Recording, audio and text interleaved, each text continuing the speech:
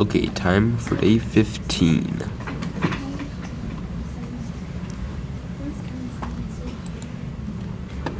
And we have unlocked Rita. Nice.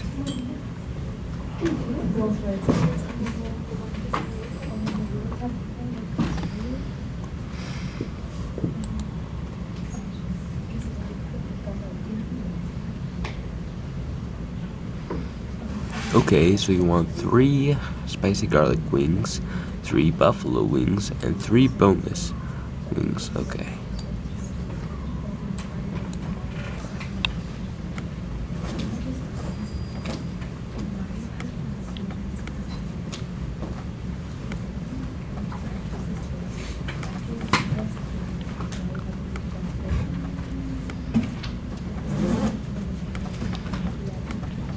Hi there, Scooter.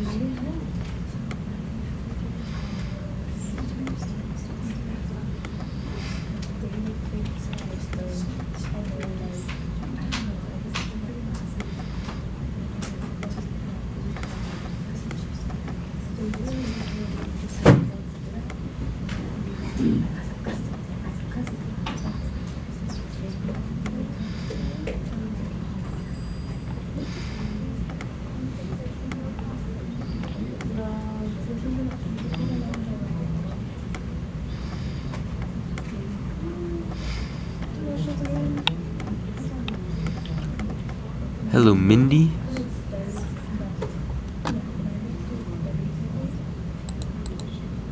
Hello to you too, Claire.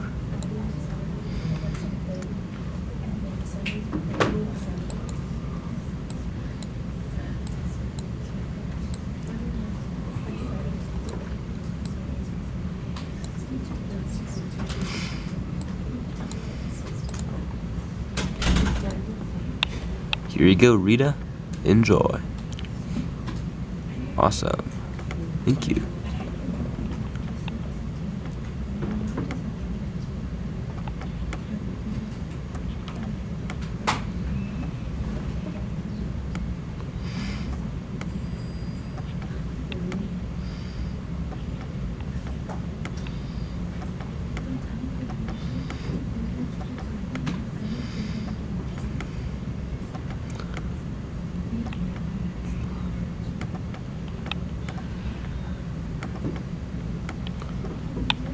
Here you go, Scooter. Nice.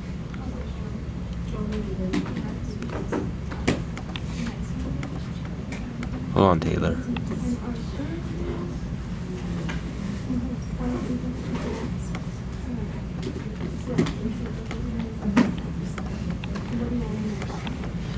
Okay, now I can take your order, Taylor.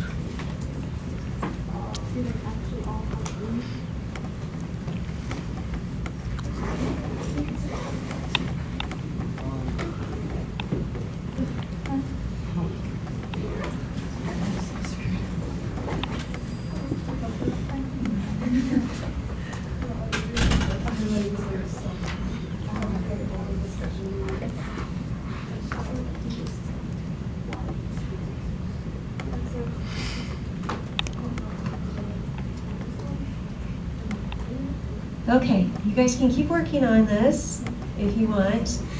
I'm going to play you an example of one of the original podcasts. Hey there, Jojo. Back when radio was invented, they didn't have any TV, right? So a lot of what was on radio were kind of the beginning of podcasts. So informative, try to capture your attention about something maybe you didn't know about.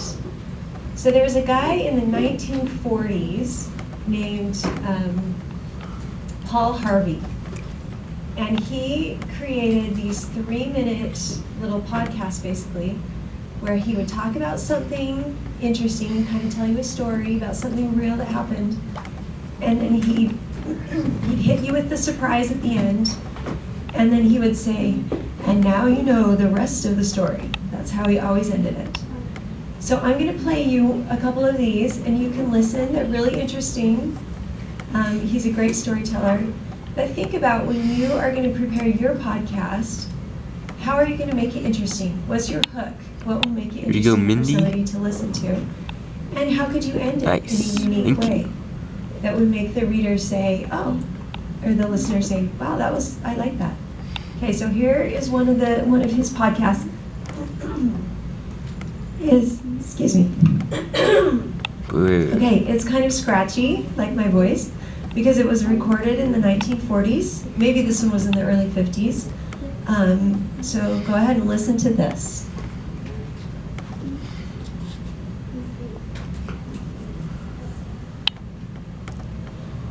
Story. And this is a love story. A love story of Josephine and Earl.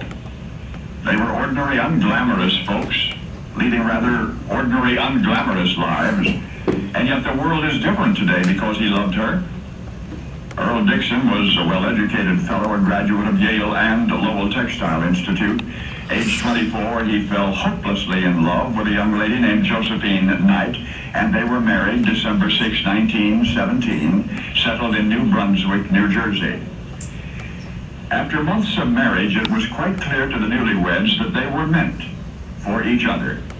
Okay. Now, you know how sometimes, after the honeymoon wears off, little, even monumental differences become apparent. It's all part of the getting to know you period of adjustment. But it didn't happen that way for Earl and Josie. In fact, the longer they were man and wife, the more perfect that status seemed. But there was one thing about Josie that, well, it rather surprised Earl, something that he had not imagined during their courtship, and which he now found distressing. Josie was accident-prone. Hers were minor accidents mostly, but there were so many of them. The mishaps occurred most frequently in the kitchen. Go, Claire. Every day as Earl returned home from work, he played a guessing game with himself. What trip-up or slip-up, he wondered, would Josie be waiting to tell him about this time? So slippery were the bride's butter fingers that had she experienced this difficulty today, in an era of such health hyperconsciousness, she might have been concerned enough to visit the doctor. In her ear problems or often at the root of accident proneness, various motor afflictions are sometimes blamed. And yet prior to 1920, people like Josie were simply diagnosed as butterfingers, and that's all there was to it. And considering the circumstances, Earl was as loving and understanding as a husband could possibly be. If Earl was at home when Josie burned herself on a pot or cut herself with a kitchen knife, he faithfully ran to her side and inspected her wound. No matter how small, he would dress it neatly to prevent it.